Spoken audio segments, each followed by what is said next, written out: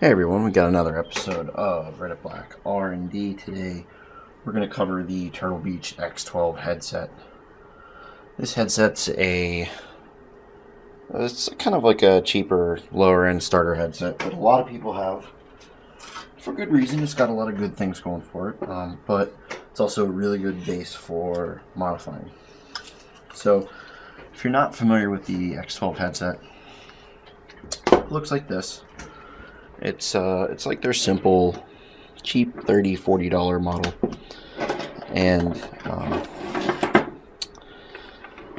it's just got a microphone and two headphones, and then the piece that I really care about here, which is the mix amp, and that lets you add bass, adjust the game volume or the chat volume, or mute your chat. But the X12 suffers from a few problems. One of them being that it is a little on the weak side as far as quality is concerned. It's not uncommon to hear about this happening. And this is one that actually a friend sent to me that he asked that I take a look at. So obviously I wasn't going to be able to do anything for it, and he told me just to pitch it or do what I want with it. So I decided to do what I wanted with it. My main gripe about the X12 is that this is deceptive. Looks about 2-3 inches long, wide, and that's just not the truth of the situation. So if you ever take those off to clean it, you get that, right? And that is somewhere to the tune of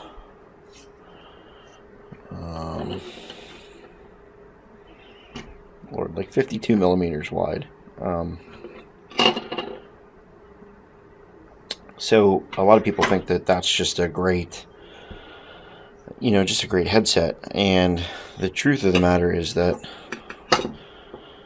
that's your headset, and you can actually cover the speaker with a quarter.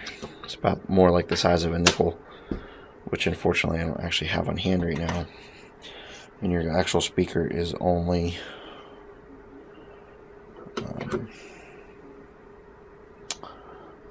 a 21 millimeters, so we'll just call it 20 because there's some glue that I got stuck up on there. So that's not bad for what most people use it for, but we can do better.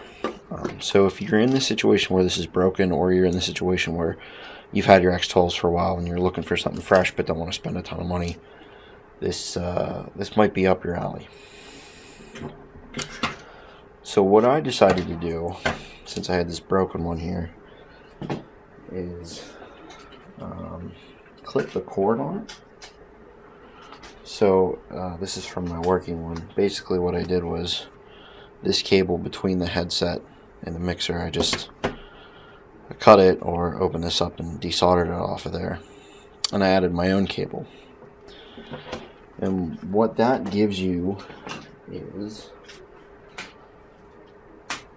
this right here.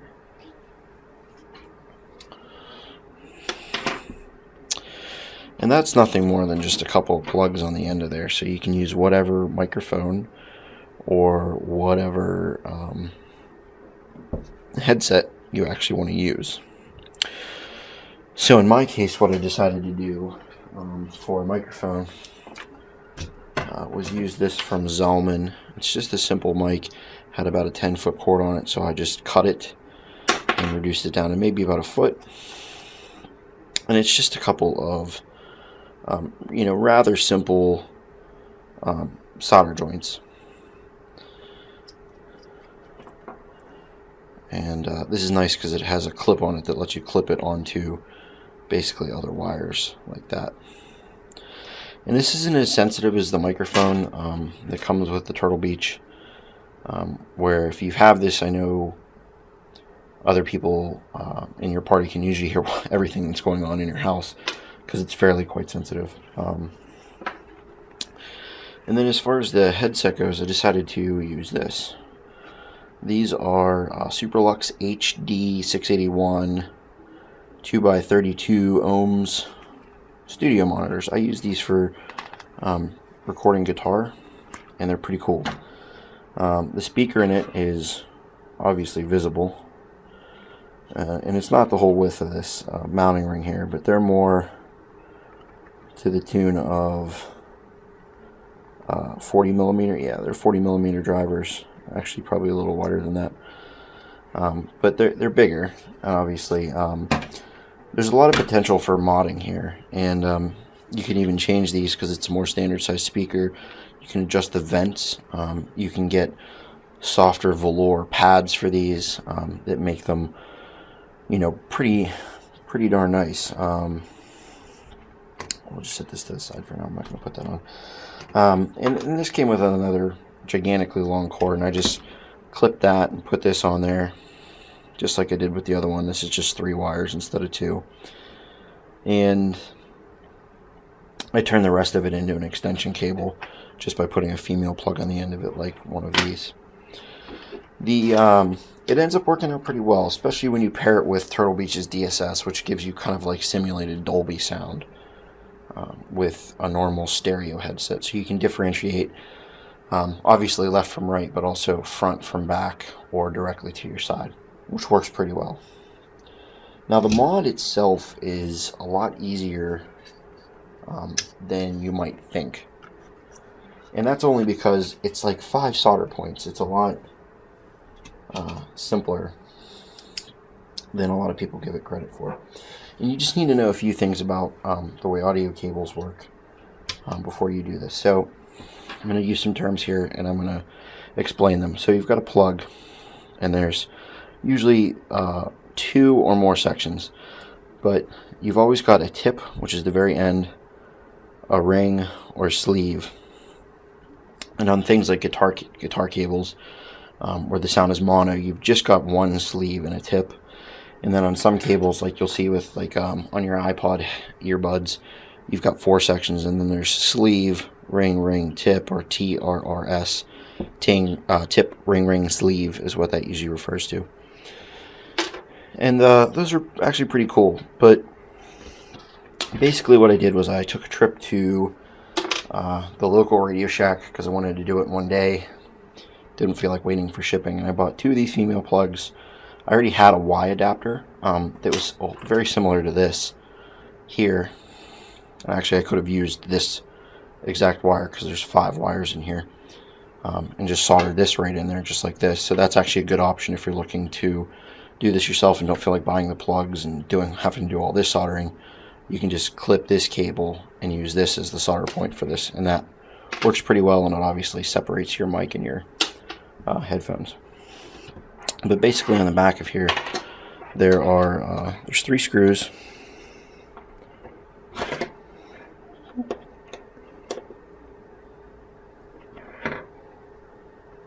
and they're just Phillips.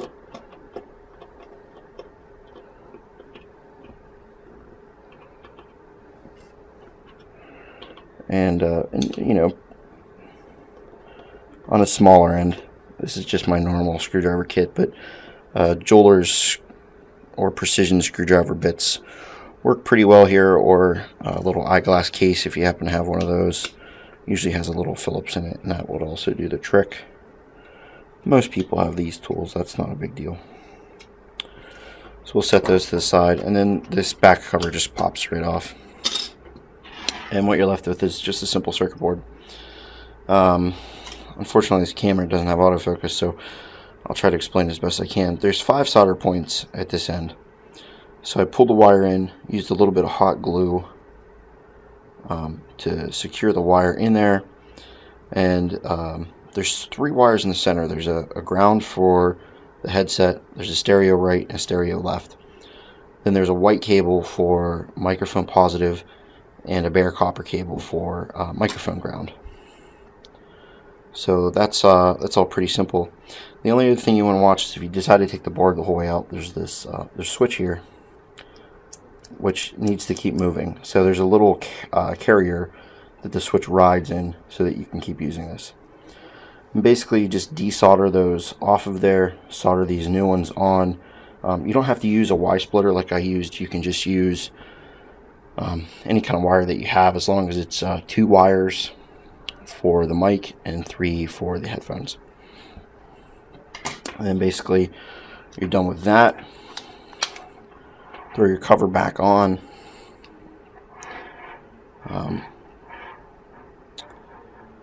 And if you've already soldered this up, or you're using a Y adapter like I did before, you're good to go. And you can use, like I said, earbuds or really nice headset like I have. And it's pretty cool, especially if you use, like, I keep a set of Sennheisers at my desk at work, and I brought them home to try this out with, and they're really good on those. And the other thing you could do if you really wanted to is use another Y adapter to convert it back into a TR or S, and use something like iPhone earbuds or something like that. But at any rate, then you would just plug them in there, and then you're good to go. Now, how that comes into play with the Xbox One is the chat adapter that comes with it. Normally on the other end of this is the real crappy one that comes with it, but I've modified it so it's just that. And basically it's just 2 or 3 screws. You pop them off. Same kind of job where you unsolder a couple wires, solder one on. There's guides for that on YouTube. You plug it in there, and you can use that with the Xbox One like you're used to using with the 360.